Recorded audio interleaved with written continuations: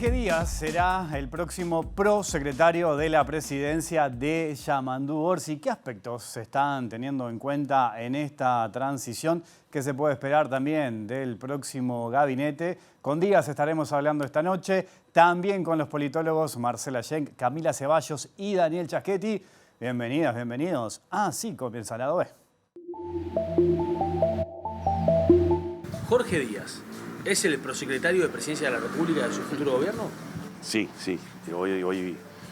Hoy hablamos con él. Él empezó a trabajar con nosotros en la transición y su lugar en el próximo gobierno será la prosecretaría de la Presidencia. Para empezar. Después vemos cómo avanza el tema del Ministerio de Justicia. Puede ser una oportunidad, sí puede. Incluso hay que pensar gente que entienda de los temas, pero en principio lo que hemos resuelto es que sea nuestro prosecretario, a tal punto que hoy ya empezó a trabajar con Sánchez en la articulación con el secretario y prosecretaria de la presidencia. Tiene todo el perfil, que no es, sí es técnico político a la vez, ¿no? Pero es el conocimiento del tema legal y la profesión misma nos ayuda mucho.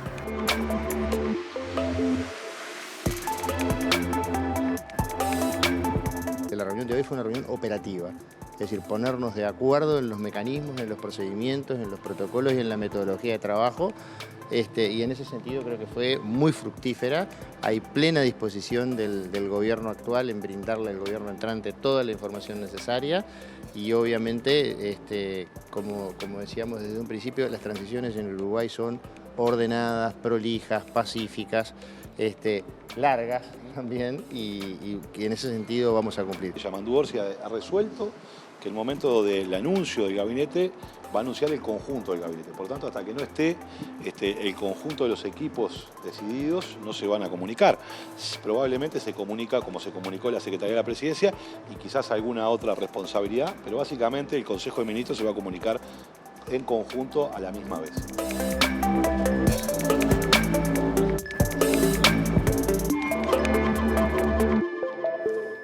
Y precisamente con el doctor Jorge Díaz vamos a conversar esta noche. Jorge, ¿cómo estás? Un gusto verte acá en la B. Bienvenido.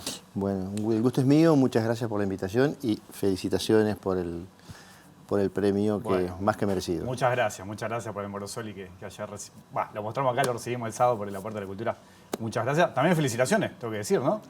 Por esta designación de prosecretario. Sí. Estoy contento. ¿Estás contento? Nos acompañan también Daniel Chaschetti, Marcela Schenk, Camila Ceballos, ya los vamos a incorporar a la charla. Y a propósito, ¿no?, de este nuevo desafío, el otro día te leía en la cuenta de Twitter de X, citando una parte, ¿no?, de un poema precioso de Borges, El ajedrez. Te he escuchado hablar más de una vez de ajedrez. Viste que el ajedrez tiene mucho de estrategia, obviamente. ¿Cuánto hay de ajedrez en esta transición y en este cargo que vas a desempeñar? Wow, ¿cuánto hay de ajedrez? Habría que preguntarle al presidente electo, que es el que mueve las fichas en este momento. Yo creo que siempre en la vida, creo que fue a Bobby Fischer que le preguntaron una vez que el ajedrez era como la vida y él dijo: el ajedrez no es como la vida, el ajedrez es la vida. Creo que bueno, yo tengo esa visión de tablero en el cual de alguna forma todos somos jugadores en nuestras propias partidas, pero conscientes o no, somos fichas o piezas en las partidas de otros. En todo este proceso, evidentemente, y cuando hablo de todo este proceso, hablo desde previo a la elección interna, posterior y la primera vuelta, el balotaje, ahora este proceso de transición, permanentemente se están moviendo trebejos o piezas en diferentes tableros. Creo que siempre hay algo de ajedrez. ¿Y dónde está puesto el foco ahora en esta transición, más allá de las cosas naturales que implica obviamente esta etapa? Mira, el foco está puesto en muchísimos lugares, porque por un lado se está trabajando en el armado del gabinete. Eso es una tarea específica de naturaleza política, que obviamente el responsable es el presidente de la República. Quienes estamos en su entorno podemos ayudar, asesorar, dar opiniones, pero es una decisión claramente política y la responsabilidad es de Yamandú. Y un segundo foco, que es el proceso de transición que comenzó con la reunión de Yamandú con la calle, que fue como la reunión formal, la campana de largada, por decirlo de alguna manera, y luego esta segunda reunión que mantuvimos con el senador Sánchez y el secretario Rodrigo Ferrés y la prosecretaria Mariana Cabrera, que también fue como una primera reunión porque, a ver, tenemos que definir metodologías, formas de comunicación, asuntos urgentes que se trataron en esa primera reunión, como por ejemplo la seguridad del presidente electo, cuestiones que están vinculadas a la transición más urgentes, y ahí en la transición hay diferentes aspectos, porque hay cuestiones que, por ejemplo, el jueves tenemos una reunión donde vamos a trabajar específicamente Presidencia de la República. Presidencia de la República es de por sí una unidad ejecutora que tiene mucha cosa ahí adentro. Uno piensa que Presidencia es el presidente y el secretario y el prosecretario, pero ahí está la OPP, está la Oficina Nacional de Servicio Civil, está la SENACLAF, está la Junta Nacional de Drogas, la Secretaría de Drogas, Casa Militar, Seguridad Presidencial, AGESIC. Me debo de estar olvidando de algunos, pero hay un conjunto muy importante de organismos sobre los cuales también hay que hacer transiciones en cada uno de esos lugares. Y obviamente la semana próxima, el lunes, el gobierno le pidió a todos sus ministerios, a los entes autónomos y servicios descentralizados la información, les dio plazo hasta el lunes 9 y ese día recibiremos la primera tanda de información relacionada con ministerios y entes autónomos y servicios descentralizados. Sí. Posteriormente vendrá luego, cuando ya se designe el gabinete, las transiciones, las bilaterales, por decirlo de alguna forma. Me quedo con eso del traspaso de la información, ¿no? Mismo dentro del Frente Amplio, dicen que deberían estar atentos por posibles irregularidades que desemboquen después en eventuales auditorías. ¿Cómo lo toman ustedes? ¿Cómo lo tomás vos eso? Mira, nosotros lo que recibimos el otro día fue plena disposición. Una reunión con una actitud positiva, colaborativa. Toda la información que solicitamos y estaba disponible en ese momento fue entregada. Hubo pleno acuerdo en la metodología de trabajo, que muchas veces no le damos bolilla o la gente cree que solamente intercambiamos papelitos. Bueno, no. Tenemos un orden, una metodología, una forma, los mecanismos, los canales, todo ese tipo de cosas que hacen a la seguridad de la transmisión de la información también. Obviamente vamos a empezar a recibir la información, todavía lo que tenemos ahora es muy incipiente. La sociedad actual permite que haya mucha información que sea de fuente pública o de acceso público a través de los distintos portales, etc. Y después lo otro que pedimos fue, bueno, hay un checklist de temas macro a nivel nacional, que eso lo habló el presidente electo con el presidente Lacalle. Ahí se habló de Arasatí, evidentemente hay algunos temas que están sobre la mesa en estos días que pueden tener repercusión nacional, por así decirlo, y luego le hemos solicitado como un checklist de los diferentes temas en los diferentes ministerios, de temas que de repente no tienen un impacto nacional, pero que sí tienen impacto en los diferentes ministerios. Porque puede haber un tema que en la macro puede parecer no importante, pero específicamente en la transición de ese organismo sí lo es. Entonces, está claro además una cosa, hay un gobierno que está en funciones y que va a estar en funciones hasta el 28 de febrero, y hay un gobierno electo que comenzará a trabajar a partir del 1 de marzo. Constitucional y legalmente es correcto que el presidente en funciones tome las decisiones que tenga que tomar, y obviamente ahí hay un canal de comunicación entre ambos que ellos acordaron y que funciona.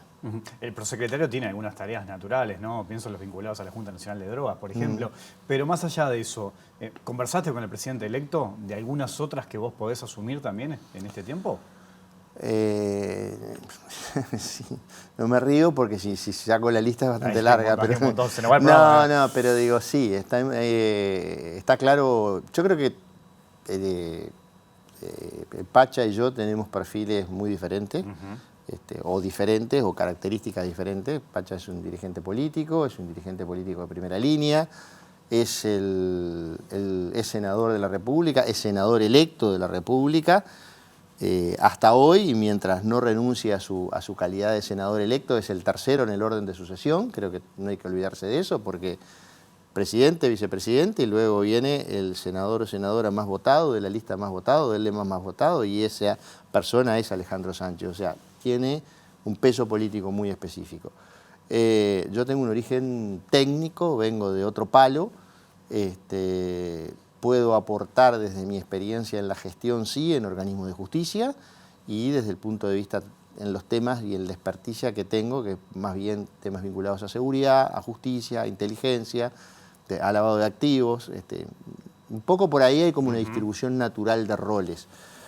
Pero sí hemos estado hablando y obviamente vamos a afinar el lápiz. Algunas cosas van a seguir como están, otras se verá. Por ejemplo, tú mencionabas a la Junta de Drogas, y cuando el doctor Ferrés asumió como secretario, mantuvo el rol en la Junta Nacional de Drogas, y creo que por primera vez pasó del prosecretario al secretario. Pero esas son decisiones que toma el presidente de la República por resolución y que se pueden resolver fácilmente. Ahora, tu nombre viene sonando desde hace tiempo, ¿no? Se habla del Ministerio de Justicia que lleva tiempo, no es de un día para otro. Ahí te nombraron a vos que podías ser ese ministro. ¿Eso está en la conversación en estos días? ¿Estuvo? No. ¿Lo tenés en mente? No, yo soy partidario de la creación de... Mira, recuerdo un seminario que organizó el Instituto de Ciencia Política en la Facultad de Ciencias Sociales hace ya bastante tiempo, donde se planteó el tema del Ministerio de Justicia, y yo dije claramente mi opinión, que no es de ahora, debe tener 20 años por lo menos.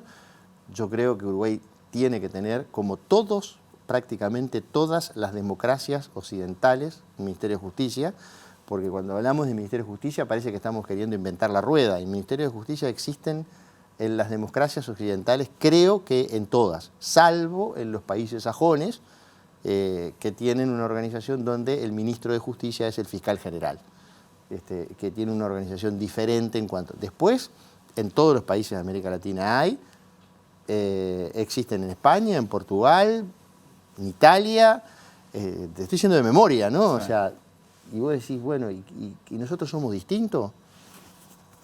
No, en realidad los ministerios de justicia, y aparte si tú mirás las competencias que tienen, más o menos con alguna diferencia, en todos los países es igual.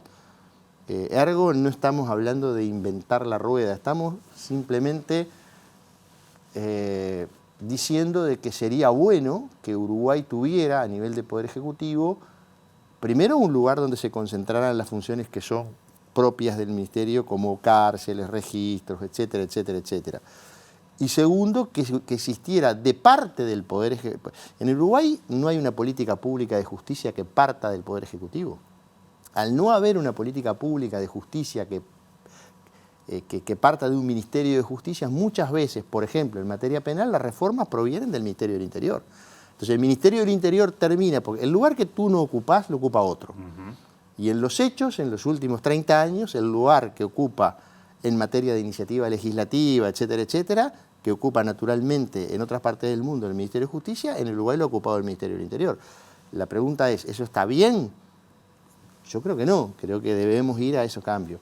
Ahora, lo vengo diciendo hace 20 años, ¿no? Ahora está en los programas de gobierno, y creo que los programas de gobierno están para cumplirse, de los tres principales partidos políticos, o por lo menos los 3 partidos políticos que tienen representación en el Senado. ¿Y te gustaría asumir ese desafío, por ejemplo? Eso no está arriba de la mesa hoy. ¿No estuvo? Hoy, entre mi trabajo como abogado en profesional, el trabajo en la transición, ya es más que suficiente, y aparte me parece que, yo me fui hace 3 años de la función pública con la idea de que nunca más iba a volver. O sea que me acuerdo de una entrevista que hicimos acá en la OE, cuando te fuiste de la Fiscalía, me dijiste, no quiero saber nada con la función pública, me dijiste. Como decimos en campaña, estaba quemado con leche, ya realmente estaba absolutamente convencido. Dediqué 30 años de mi vida a la función pública, le quité muchas horas a mi familia por la función pública. Yo tengo 4 hijas, tengo 2 hijas que son mujeres hoy recibidas, una ingeniera, una psicopedagoga, que ya hoy viven con sus respectivas parejas.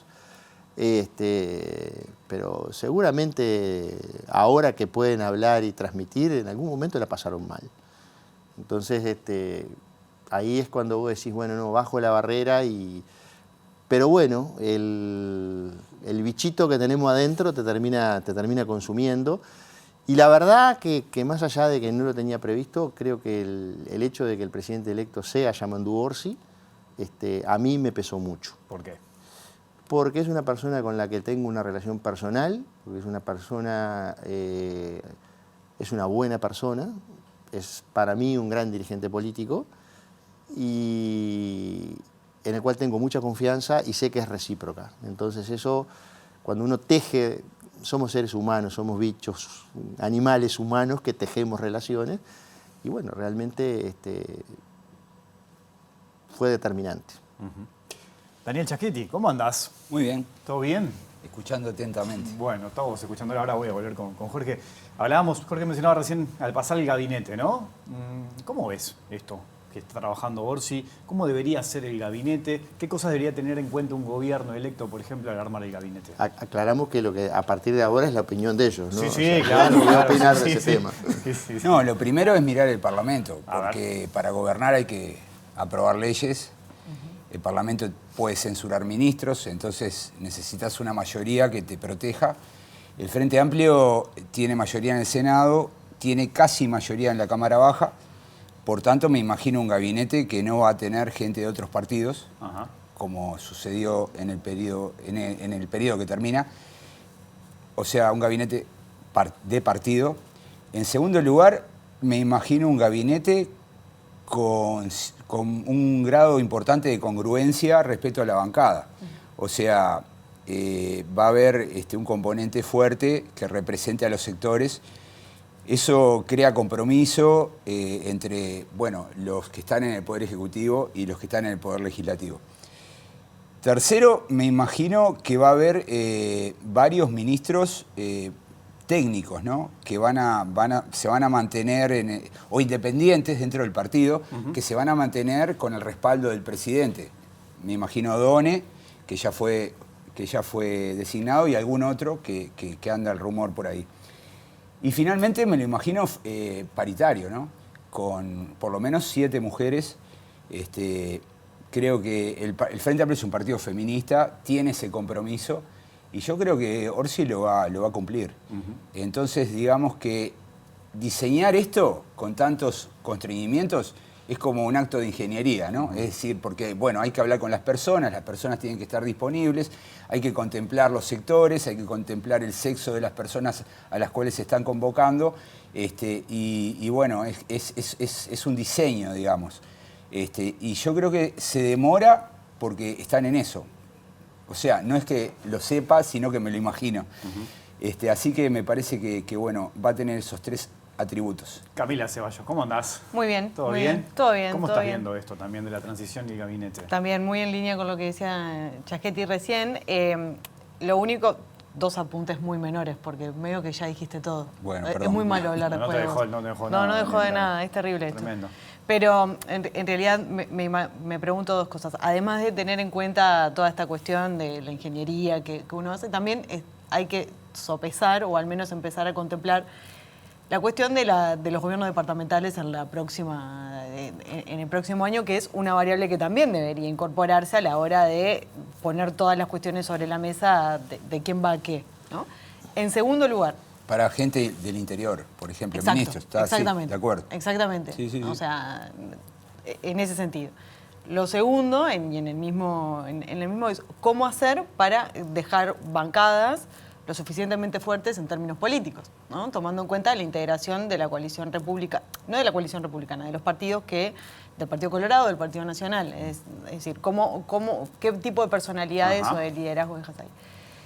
Y en tercer lugar, la pregunta, no sé si vos la vas a poder responder o no, pero es ¿cuál va a ser el ministerio insignia de este gobierno del Frente Amplio, ¿no? En el 2005 era fácil imaginarse que el MIDES podía ser.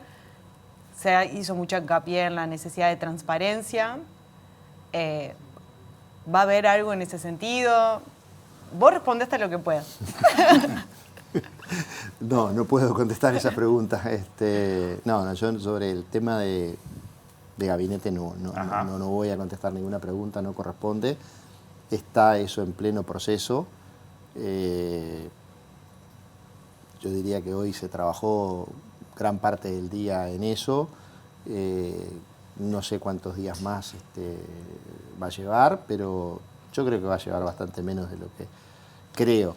Tengo la percepción, no es que esté definido ni mucho menos, pero digo, pero gabinete insignia no me parece. Yo imagino, pero esto lo imagino yo, ojo, y es opinión personal de Jorge Díaz. Yo imagino un gobierno trabajando muy unido, muy en conjunto y con un poder ejecutivo o sea, está claro, Yamandú ya lo ha dicho, va a trabajar en Consejo de Ministros, se va a restablecer esa metodología de trabajo.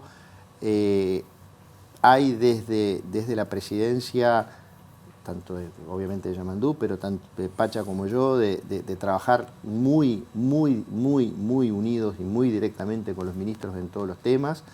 Entonces, me imagino un gobierno de equipos, no tanto de buques insignias o de... hay muchos temas para afrontar, en el programa de gobierno están claras las prioridades. Pobreza infantil es un tema absolutamente prioritario, allí habrá que destinar recursos, pero después, bueno, no nos podemos... La seguridad va a estar arriba de la mesa, es un tema fundamental para todos los uruguayos hoy. O sea, hay temas urgentes, ya tenemos un Sistema Nacional Integrado de Salud que tiene dificultades que va a haber que enfrentar, hay un sistema previsional con dificultades importantes, dificultades en la caja profesional. Es decir, hay un conjunto, un volumen de temas muy grande que yo creo que pensar en que, bueno, vamos a poner todas las fichas en este casillero, no lo veo así. Marcela Schenk, ¿cómo andás? Todo bien. ¿Todo bien? Me despedí el domingo y ya estoy acá. Estás de vuelta por acá, bueno, bienvenida. Te veo también con la tablet y algunos números que logro ver acá. Sí, algunas cositas en realidad, en relación a esto que planteaba, bueno, Jorge recién. Y en relación también a lo que planteaban ustedes sobre los criterios, ¿no? Que creo que está bueno cuando discutimos estas cosas, porque muchas veces se discute sobre el nombre concreto en sí, claro. Y creo que está bueno discutir como en criterios más generales que nos dan como un mapa en ese sentido.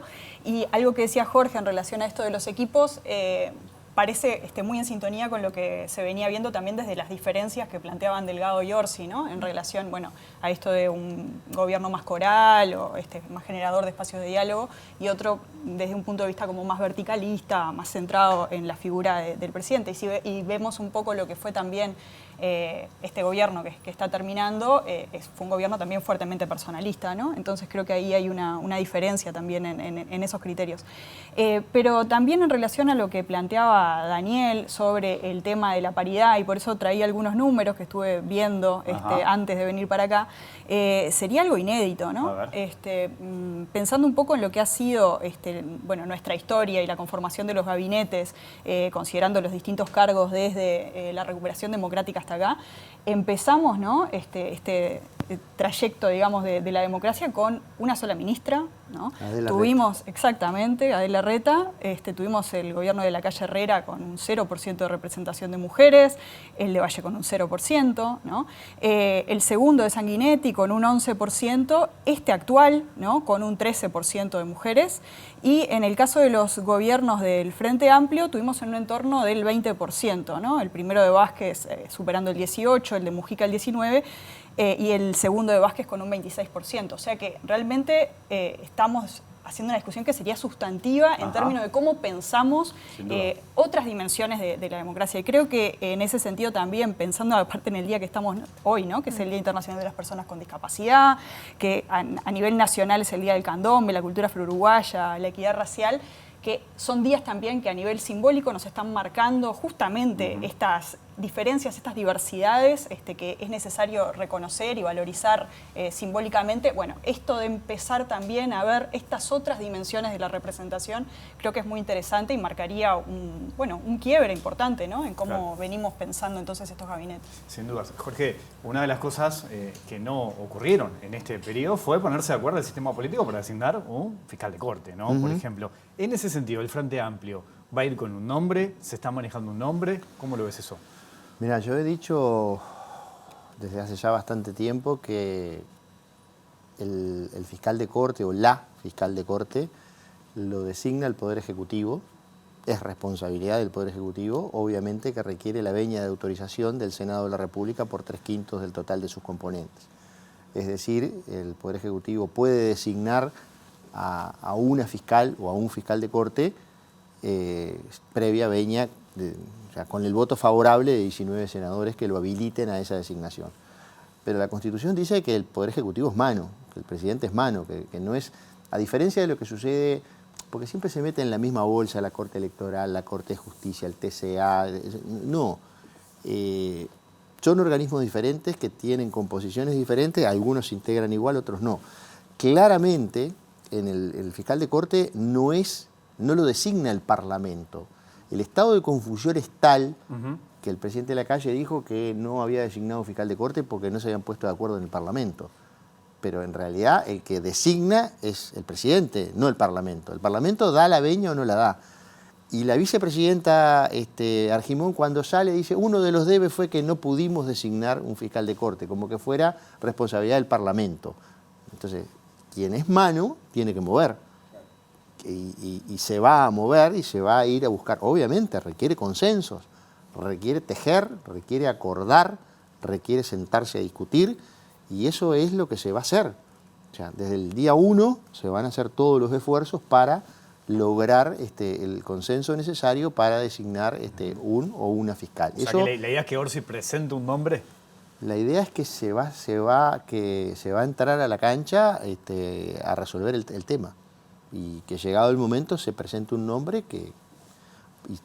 A ver, a mí me causa gracia, porque esta discusión para mí es rara porque yo fui protagonista de la discusión anterior. Sí. Cuando Mujica mandó mi nombre al Parlamento... A vos hubo acuerdo. Sí, pero cuando Mujica manda el nombre no había acuerdo. Sí. O sea, vamos a no olvidarnos, porque yo me acuerdo porque lo viví en carne propia. O sea, el presidente Mujica manda, además, un 28 de diciembre... Justo ese día. Claro, el nombre al Parlamento. 28-29, porque creo que el anterior renunció, Huiría renunció creo que el 28 de diciembre, para asumir el cargo de Procurador del Estado en la Constitución Administrativo. Lo manda y lo que aseguraba eran los votos del Frente. Después los otros votos había que conseguirlos. Y al final salió por unanimidad, es decir, estamos dando la discusión al revés, me parece. En Chile, el último fiscal nacional, porque aparte en Chile hay plazos para designar fiscales, es decir, el presidente tiene un plazo para mandar y el Senado tiene un plazo para pronunciarse. Que no sé si no sería bueno reglamentar por ley el procedimiento de designación, así como en su momento el Colegio de Abogados del Uruguay propuso reglamentar por ley el procedimiento de designación de los ministros de la Corte. Bueno, yo no sé si no sería bueno reglamentar, porque además deberíamos arrojar luz sobre la designación de estos cargos. Es decir, en otros países, por ejemplo en Chile o por ejemplo en Brasil, hay participación ciudadana, hay un espacio de consulta a la ciudadanía para que la ciudadanía opine, para que envíe objeciones o para que aparezca en amicus curiae diciendo, bueno, yo apoyo a esta candidatura. En el Uruguay ese espacio no existe. Entonces, pero eso me estoy adelantando 4 pueblos, por decirlo de alguna manera. Pero la realidad es de que, por ejemplo, en Chile se designó a Ángel Valencia, el presidente Boric pudo designar a Ángel Valencia, después de que el Senado le dijo que no a 3 nombres. No me acuerdo si fue el tercero o el cuarto a Ángel cuando mandan su solicitud, y ahí recién el Senado le da los votos. Los anteriores los votó negativamente. Nosotros acá queremos... nos gusta tener primero, no nos gustan los procedimientos de participación popular en la designación de estos cargos. No nos gusta consultar a la gente. Yo creo que deberíamos en algún momento abrir ese espacio. Es una opinión muy personal, no representa la opinión de Orsi, porque no lo hemos hablado, pero pasa en el mundo. Y lo otro es... los procedimientos no pueden ser... no podemos seguir en la opacidad, en la negociación que se da entre 4 paredes, que sí, que no, y por qué. ¿Por qué en Estados Unidos, cuando se propone a un miembro para integrar la Suprema Corte de Justicia, tiene que ir a una comisión del Senado y contestar horas y horas de interrogatorios del Senado sobre qué piensa sobre esto, qué piensa sobre aquello, porque si no es un cheque en blanco. Ahora, no solo no se pusieron de acuerdo en este periodo, sino que además hubo críticas fuertes del sistema político a fiscales, a la fiscalía, al fiscal de corte. ¿Qué va a pasar con eso en un próximo gobierno? ¿Cómo lo ves eso? Bueno, lo primero es recuperar la institucionalidad. y recuperar la institucionalidad es designar un fiscal de corte titular. ¿Y eso cortaría con todas las críticas? No. A ver, los funcionarios públicos nos critican y nos van a seguir criticando. Eso no está mal. En cuanto la crítica sea respetuosa, constructiva. O sea, no es que el otro día alguien me decía, no se puede criticar a los fiscales. Sí, claro que se los puede criticar. Lo que no podés estar un día, o sea, si vos a una institución no le designas el fiscal, dejás un subrogante, después el subrogante del subrogante, todos los días públicamente mandás a 3 puntas de lanza pegar, pegar y pegar. El Consejo de Instrucciones Generales, que es el que marca de alguna manera la línea de política gubernamental, ni siquiera lo citás. O sea, es muy difícil en ese contexto que la institución logre posicionarse. Y además, a ver, es una institución muy importante, es la institución que se encarga de la persecución criminal, ni más ni menos. Vivimos en un Estado democrático donde solo un juez de la República puede decidir si tú perdés tu libertad en forma legal o no. Y previamente lo tiene que pedir un fiscal, o sea, para que el ciudadano dimensione de lo que estamos hablando. Entonces, yo creo que la institucionalidad es clave en todo esto, recuperar la institucionalidad. Y para eso hay que hablar, hay que sentarse a conversar, hay que arremangarse la camisa y hablar y negociar. Y en eso yo estoy convencido, absolutamente convencido, que dentro de las virtudes que tiene Yamandú, creo que esa es una de sus principales virtudes: acordar, hablar, negociar, conseguir acuerdos, conseguir consensos. Y de eso se trata. Hay temas, el tema de la seguridad. Tenemos una tasa de homicidio que anda por el 11%. Tenemos 2 departamentos que son Montevideo y Rivera que superan, 11 cada 100.000, cuando la media histórica del Uruguay es 6 cada 100.000. Tenemos 2 departamentos como Rivera y Montevideo que superan 15 cada 100.000. Y después tenemos 3 departamentos que son Rocha, Durazno y Artigas, que la tasa anda entre 10 y 15. Pero tenemos barrios de Montevideo, o seccionales de Montevideo, que tienen tasas de homicidio de 37, 35 y 32 cada 100.000. Esos son números de Centroamérica. Entonces tenemos un problema. Y ese problema no lo va a resolver Juan, Pedro. O sea, no hay soluciones mágicas. Entonces vivimos todos en el mismo país. Queremos razonablemente resolver los problemas de la gente. Y hay temas en los que nos tenemos que sentar y poner de acuerdo. Tenemos que tener políticas de Estado. El sistema carcelario está por explotar. Tenemos 16.000 personas privadas de libertad. Que nadie interprete, por favor, que estoy planteando que mañana hay que abrir las cárceles, porque enseguida van... No. Hay problemas, tenemos problemas. Vivimos en una sociedad democrática, una democracia consolidada. Bueno, pero tenemos que trabajar para fortalecer cada vez más las instituciones y resolverle los problemas a la gente. Porque si no le resolvemos los problemas a la gente, ahí tenés el primer... no sé, podrán opinar los politólogos, pero para mí está el primer problema, la primera crisis la tenés ahí. Crisis de legitimidad me refiero. Porque enseguida parecen aparecer las soluciones mágicas, ¿no? Es decir, los autócratas, los aspirantes autócratas, los que tienen las soluciones para todo, ¿no? Sino, en Uruguay tenemos que construir entre todos. Doctor Jorge Díaz, gracias por tu visita esta noche. No, muchas gracias a ustedes por la invitación. Sabrán comprender que tengo que mantener, no voy a decirlo omertá, porque el otro día Yamandú dijo omertá y lo querían matar, digo, un PPS, prudente y prolongado silencio, respecto de estos temas que entiendo que son los que más les preocupan a ustedes, pero entiéndanme a mí que tengo que mantener la boca cerrada. La seguimos más adelante, entonces, cuando se pueda hablar un poco más. Con mucho gusto. Hacemos una pausa y sigo conversando con Daniel, con Camila y con Marcela. Hay mucho más lado B aquí en la pantalla de Ciudad.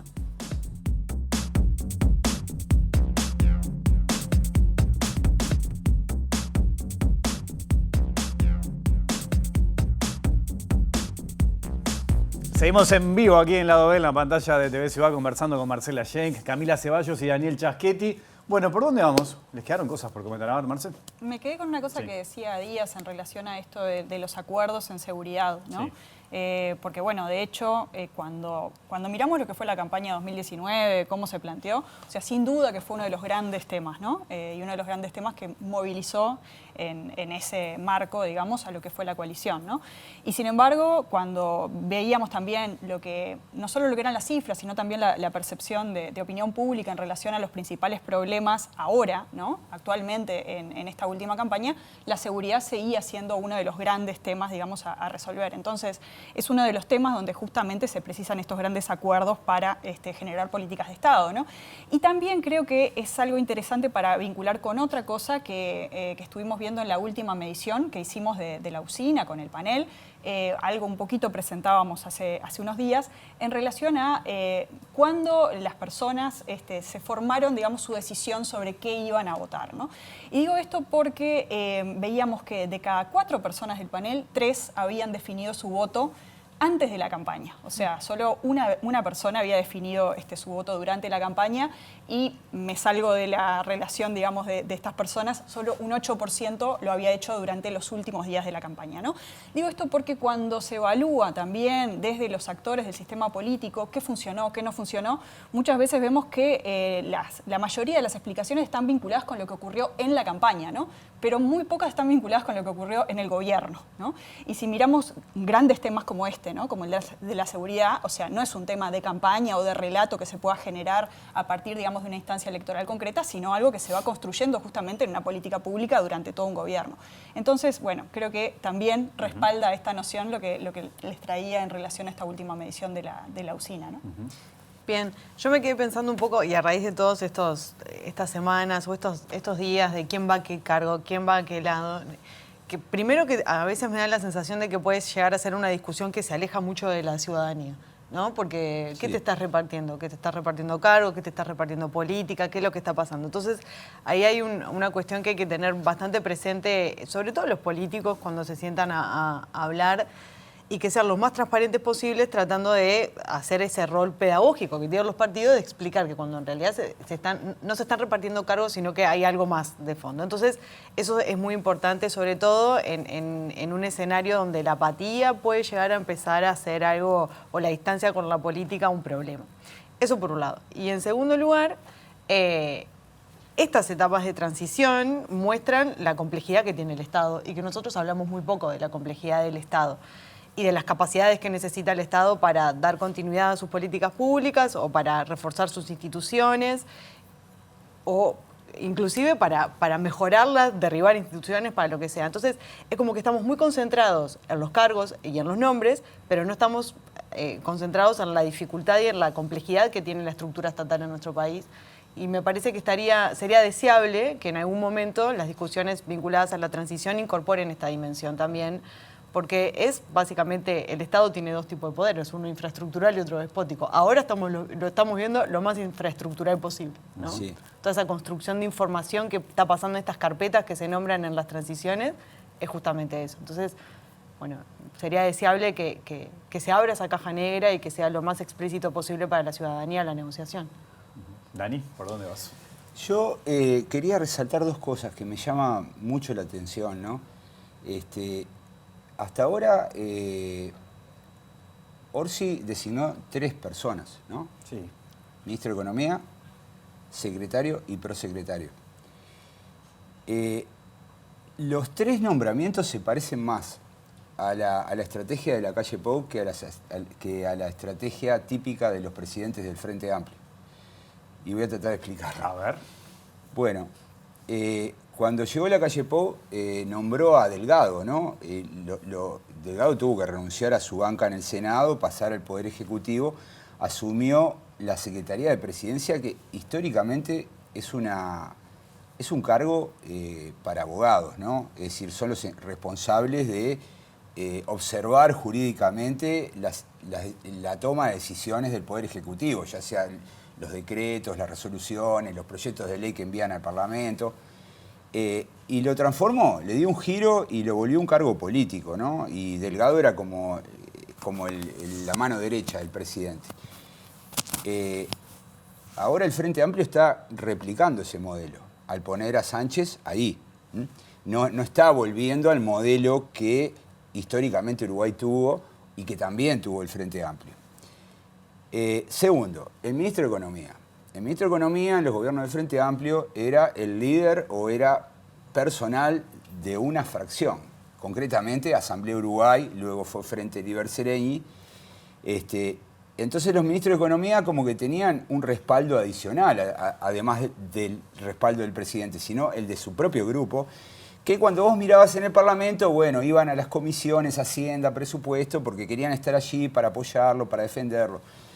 El nombramiento de Odone es más parecido al nombramiento de Lacalle Pou con Azucena Arbeleche.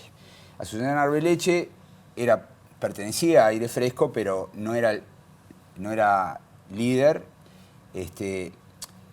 Además era una técnica, no era una política de carrera.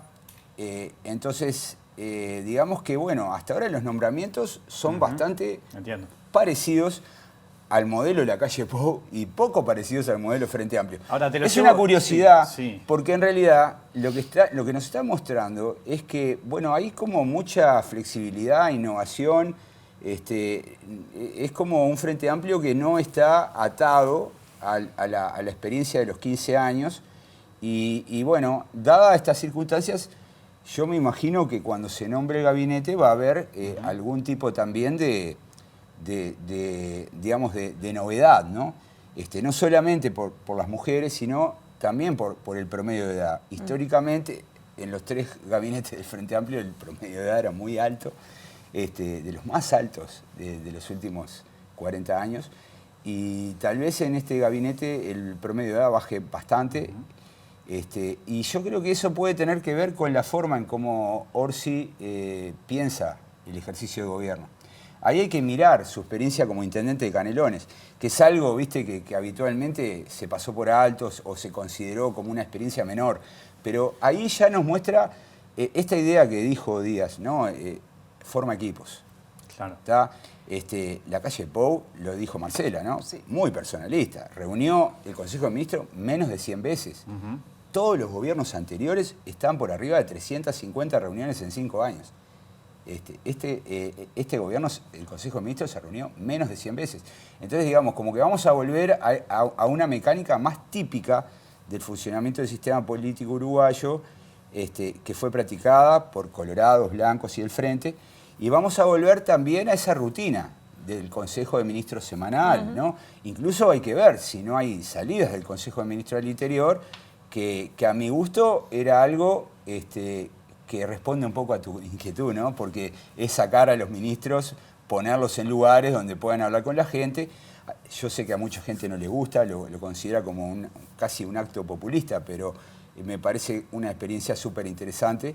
La otra vez estaba hablando con Juan Andrés Roballo y me contaba, ellos sistematizaron el número de demandas que recibían esos consejos de ministros abiertos. Estamos hablando del ex prosecretario Sí, entre 2015 y 2020. O sea, era un número asombroso de demandas y un número asombroso de respuestas. Entonces ahí hay como un fortalecimiento en el vínculo. Y el Frente Amplio perdió aún así, ¿no? Bueno, ese era el punto. No necesariamente es una estrategia electoral clara. No, está bien, pero en realidad porque en realidad lo que estás construyendo es institución. Exacto. Entonces, digamos, hay que ver si no hay un giro para ese lado. Es posible que lo haya y bueno, o tal vez haya un cambio, porque bueno, ya hemos indicado que han habido un par de cambios. Lamentablemente se nos está terminando el tiempo, pero me quedé pensando con eso del ministro de Economía que hablabas, ¿no? El perfil de Odone y lo que fue la experiencia del Frente Amplio con Astori. Me quedé pensando en el respaldo político que puede llegar a tener ese ministro, ¿no? El presidente. Es el presidente, porque le pasó a Arbeleche. Detrás de Arbeleche estaba Lacalle Pou. Detrás de Astori estaba su sector. Estaba Asamblea Uruguay, más allá de que Astori era una figura importantísima dentro del Frente Amplio. ¿A qué va a ir Odone? ¿Tendrá a Orsi, al MPP detrás? Estamos hablando que es independiente Odone también, ¿no? Igual lo mismo que si, por ejemplo, suena el nombre de Gustavo Leal para el Ministerio del Interior. Va a ser igual. Es decir, el respaldo es el presidente. No hay otro modo. Les agradezco mucho a los tres, ¿eh? La verdad, siempre es muy lindo escucharlos. ¿La seguimos en otro momento? Sin duda. Después me pasan la fecha de vacaciones. Estuvieron diciendo algo ahí en la pausa que se me van todos. Está bien, tienen que descansar. En enero. ¿En enero? De la playa. Bueno, todavía queda algo de diciembre. Quedan cosas, ¿eh? Hacemos un zoom. Desde Baliza me vas a hacer un zoom. ¿Cómo no? Bueno, dale. Me instalo ahí en la pizzería del Cholo y Ya le pasó. con Jaime Jafet te atendemos ahí. Acá, lo sumamos a Jaime también. Exacto, sí. Nos vamos, volvemos mañana a la 20. Que pasen bien, chau.